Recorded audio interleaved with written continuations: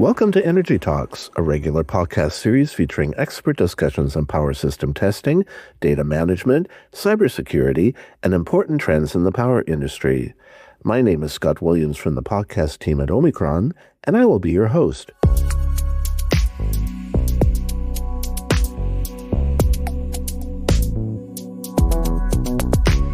Hello, everyone. In this episode of Energy Talks, we're diving into a world where good enough simply isn't an option.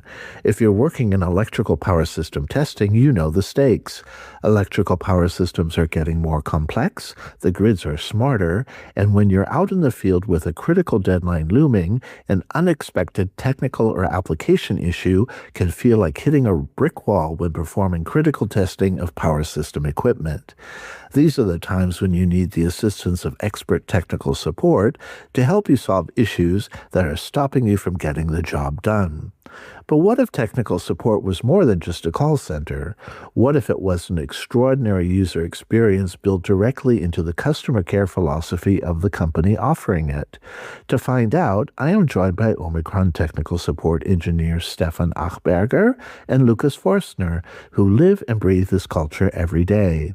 I will ask Stefan and Lukas to describe how they and their team of technical support engineers around the world are on the front lines helping customers navigate an increasingly intricate power landscape.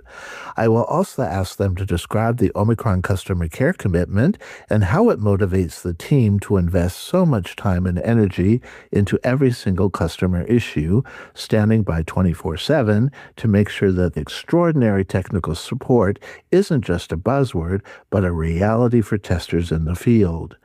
Stefan and Lukas, a warm welcome to you. Thanks for joining me for this episode of Energy Talks. Thank you for having us. Thank you. Stefan and Lukas, please tell us about yourselves, your experience with power system testing, and how you became involved with technical support at OMICRON. Yeah, so for me, the journey started in 2013. I was fresh out of engineering school and I had no clue what to do with my life or where to work.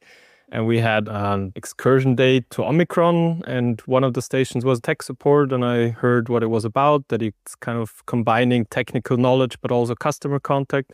And I had a feeling that this might be an option for me, and I applied, and 13 years later, still here, still talking about technical support. That was pretty much the journey for me. Well, in this case, 13 is not an unlucky number. No, it is not always. Lukas, what about you? For the starting point, it was a similar pair as for Stefan. I also did engineering school, then had a look at OMICRON. For me, it did not start with technical support. I started in the test field where we build our devices or test sets, where we calibrate them, assemble them, repair them. So this was my first touch point with OMICRON and with the devices itself. This led me to technical support because I knew the devices from inside, but I had no clue about how to use them actually or who is using them, which made me curious. And in 2016, I joined tech support. 15 years later, I'm still at tech support. Happy to support our customers. It sounds like you both discovered what you like to do best. How does technical support help engineers in their daily work and enhance user experience with power system testing devices and applications? I mean, I think the industry we're in is a very high-stakes industry. Our devices are used in all kinds of remote locations around the world, testing multi-million-dollar assets, and reliability is very high. So I think one part of that is the software, the hardware, the products themselves, but also something can and will always go wrong, as any engineer knows that's ever done anything in the field. And when something goes wrong, you need support. Sometimes you forgot something. Sometimes you're missing a license for a test you didn't know you have to perform. Sometimes you're running into an issue you've never had before, or there's some kind of misconnection in the cabling or whatever. And whenever something goes wrong, you need support. It's important that whenever you have a problem, you can reach somebody and that person knows what they're doing and they can actually help you figure out where the problem is coming from and hopefully, in most cases, also find a solution to get your problem fixed and for you to be able to continue working. Great. Thank you, Stefan. And maybe if I just add some point, we even support the customers with our application knowledge. So If they at some point struggle with application, we are able to assist at that point. We even assist with topics not really related to Omicron. Let's say if they have a relay software they need assistance on, we also might be able to assist there, just to name some points here. Very good. Thank you, Lukas. What do you consider to be industry trends that are making technical support more in demand among users? Yeah, if I would name some, it's the constantly growing demand in infrastructure, which is challenging the whole industry. Also, the fast-changing technology and the lack of trained personnel, I would say, are the main factors. What innovations in the latest generation of power system testing devices already help users and reduce uncertainty in the field? I think in general, it's how the devices are innovated to make them more user-friendly. As Lukas already said, most industries are struggling to find skilled workers or enough skilled workers because the demand is really high. And oftentimes one engineer now has to do what 3 or 4 used to do before. So just making usability as efficient as possible and having guided workflows and having the software and the hardware tailored to your needs so you can be as efficient as possible and as effective as possible in your testing, making as much preparation possible beforehand already, and then making it straightforward as possible during the testing. I think the usability, making it as easy as possible and as efficient as possible are some of the key factors necessary to handle the load. Great. Thanks, Stefan. And it is also about releasing cybersecurity devices to support our customers. Also having safety mode buttons and safety features to protect our users. So it is all those things which support our customers. Nevertheless, these device innovations do not completely replace the need for technical support. So what are the different ways OMICRON provides these users with technical support? Yeah, I think the known ways will always be email or phone support in case it's something urgent. Yes, innovations are good, but as I mentioned before, something will always go wrong. Like wherever you are, maybe the asset is missing something or you encounter something you've not seen before. And no matter how good your preparation is, you always need to deal with whatever hurdles coming up along the way. And I think that's where the technical support comes in. If it's just something you're preparing for a measurement in a couple of weeks and you have a question regarding the vector group of the power transformer or whatever, I think email is still the most common way to get in contact with us, where you'll get a response within a day. And if you're standing on the asset right this moment and you need some help in this moment because the measurement's not working and you maybe have a time window which allows you to do tests only for a couple more hours, well, then definitely call us. And on the phone, we'll be able to give you the urgent kind of support. And I mean, there's some special circumstances. Some of us have relationships with customers where we even use WhatsApp. I think in some other regions, there's even broader WhatsApp support. On YouTube videos, there are sometimes questions posted that we try to also give some answers. We constantly try to give a broader range of contact possibilities. But overall, I would say if it's urgent, use the phone. So who typically uses technical support and why? Yeah, here I would say it's not really about the who, it is about the why are they using technical support. Yeah, as Stefan mentioned before, it might be when they do a test preparation, when they do research, when they do commissioning. Different work situations need different kind of support. Yeah, maybe to add to the who, anybody that is using OMICRON products and has an issue at any point in their work with the OMICRON products, that's who's contacting support. I think that's a very broad range, and it's not that one group uses it more or less. It's just anybody that's using our products and encounters an issue. Thanks, Stefan. You mentioned that OMICRON customers or users of OMICRON devices are contacting technical support. Do you also assist non-customers? There have been instances where people call us because a company that sounds similar to OMICRON. I have heard of colleagues even supporting those people through their challenges. I can remember something with a children's bed or something, and one of our colleagues tried to guide them through the process. But in general, I would say we only support OMICRON customers. That's what we're here for. That's a good story. Or say the customers soon to be OMICRON customers, because it might be also a sales inquiry. What are typical user requests for technical support of these users of OMICRON devices? Mainly, I would say it's either connection-related topics. I'm not able to connect to my device, might be a license issue. Topics like that pop up frequently. Yeah, I think the range for what people contact us is incredibly broad, from something very easy, obvious, just general questions of how do I perform this test, to incredibly detailed, I have 20 years of experience and I have done this test 200 times, but this is a very special transformer in this way, and that connection and that special circumstance. And still, with all my 20 years of experience, can't solve it. Can you please help us? So the variety in what it is about, in the complexity, in the depth of the question, I think is incredibly broad. Typical question, as Lukas already said, anything regarding connection, trying to get a connection to the device, anything regarding license, but also analyzing test results. Very good. So do you notice that there are any particular types of questions more frequent? I'm not necessarily thinking of a specific question that comes, but what is observable is that the restrictions in certain companies are getting more strict, so that they don't have the ability to update the software anymore, or they don't have the ability to use memory sticks anymore, and they need some certain kind of workarounds to still get the software to do what it was supposed to do.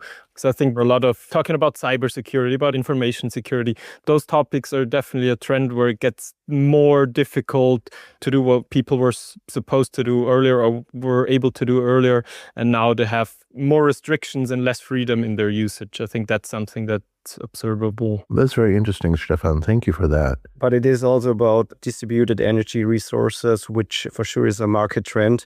Yeah, a lot of customers come across this topic, so it's always something customers call us and ask for help. How are you able to provide users with 24/7 availability and response? We have a global network. We are distributed in 8 regions, and in each region we have technical support teams. So pretty high number of technical support colleagues helping our customer 24/7. So also on the weekend, experts are available. We are available via phone, email, in some regions via WhatsApp, different contact possibilities.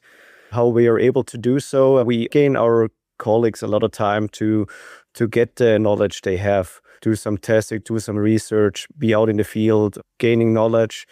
Those are some points how we are able to support our customers. From a little bit of a different perspective, if you ask how are you as OMICRON able to provide such a high level of technical support, I think the main answer there is because we value it so much. So it's really at the core of what we as OMICRON stand for, and what is important to us is that if customers use our devices and they encounter a problem, we want there to be somebody available to help them and to be able to have the knowledge to be able to support them. So I think it's also a value for us, it's not just something I think, but it's something. It's part of the culture. It's part of the culture, exactly. To have great support is something that is really a high value for us and is a high standard. And that on one hand, yes, requires a lot of great people being able to live these values and live this culture, but it's also a form of an investment from the company to be able to have all these technical support colleagues to be able to give out this kind of support. So I think it's very different levels, something that is important to us, and that's why we're able to do it. Great point, Stefan. Thank you for that. So it's an interesting point. You have different types of questions that are coming in, different types of assets that users are working with, different types of application problem sets. So how is it possible that the worldwide OMICRON technical support team is able to know so much about all testing devices and applications to help users solve their testing challenges? There's a lot of different ways you could answer that. In the end, it's not that one colleague has all the answers to all the questions. And I think that's not necessarily our approach. For us, it's a lot of team effort as well. So if you give us a call and you might notice that at some point during the call, we're like, okay, give us a minute and we'll mute the microphone for a bit. And since we're sitting in a group office, so we share a space together, we'll talk to our colleagues and kind of use collective thinking, collective knowledge to get an answer to the question. It's not that any colleague will have all the answers to all the questions, but since we're so many people working together, we can group think, and then together we usually get to an answer. And there's, of course, also layers behind us. So if there's some in-depth questions that even we together can't find the answers, then there's application engineers, there's other teams with knowledge that we can still contact to get that extensive on-site experience that we might not have, for example. It's working together and solving problems together and using the collective intelligence of the team or the worldwide team or the local team or whatever to really get the broad knowledge, because any one person cannot have all the knowledge for all the applications, all the software, all the devices. That's just not possible. And I think the biggest skill is just to know where to search or who to contact if the information is not available or if you don't know the answer. So one point. On the other hand, we learn from each other, we educate each other, but also we know where to search. We have a big knowledge base and we are just good in using the search, I would say. Very good. Okay, thank you both for that. So we've already talked about how customer care values really influence the quality of technical support offered to users. There's also one thing to make the most of any situation. There are always recommendations you can make. Do you have any tips for users to make the most of their technical support experience? If it's something where you need some help and it's not that urgent, just write us an email. And if it's urgent, don't write us an email and expect us to answer within 45 seconds. That's just something that comes to mind first. Besides that, I think in any technical support case, try to include as much information as possible already when you do the request. If you contact us with, hey, I have a problem, can you help me? That is not very much to go on. So you can already anticipate, okay, what is your problem? What device are you using? What software are you using? What's your asset? What problem are you encountering? What's the error message? How did you connect? Those are just all of the questions that we'll have to ask you anyways to find out what you are doing, what you're encountering. So I think one advice I would give is just to include as much information you already have and include that in the email, or at least have it ready when you call us. Very good. Now, are there any times that you actually work with online technologies like video to help customers with their problems or with their situation? Yeah, certainly we do. If a customer calls via phone, it might be challenging that we know what the customer is actually doing or where he's connected to.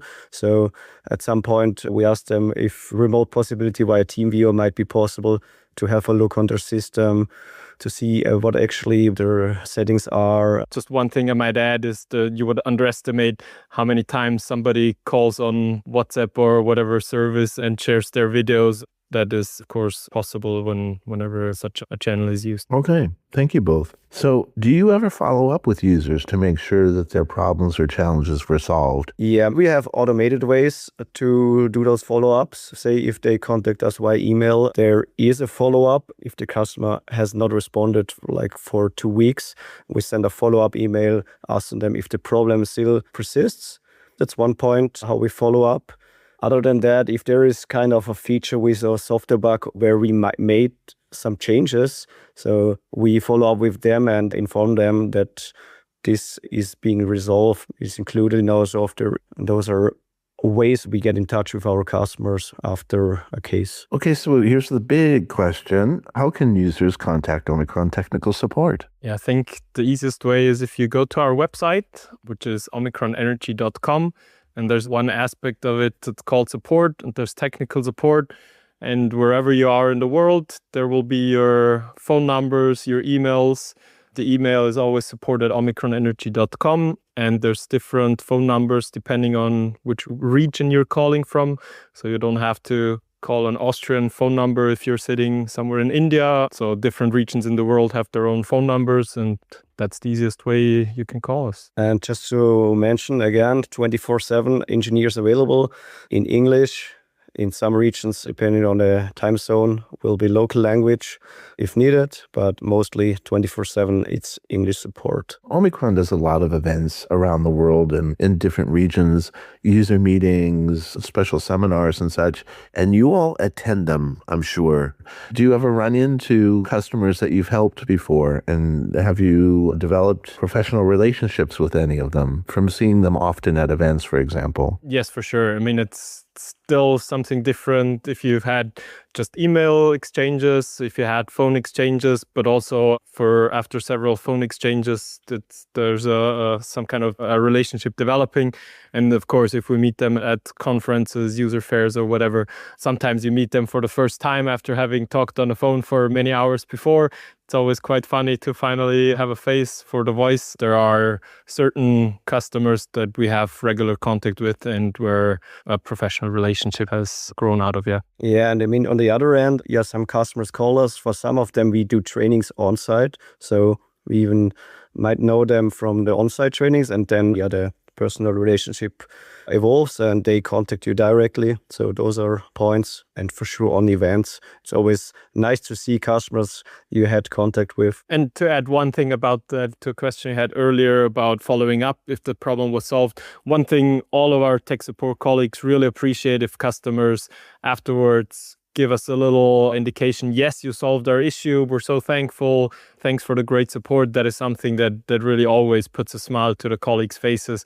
And meeting them in person afterwards, like, you helped me with that issue, remember back then and then. That's always very cool to see and have those little moments of shared appreciation. That's very cool. Now, you mentioned technical training. So in addition to offering technical support, you're offering training to customers in the field.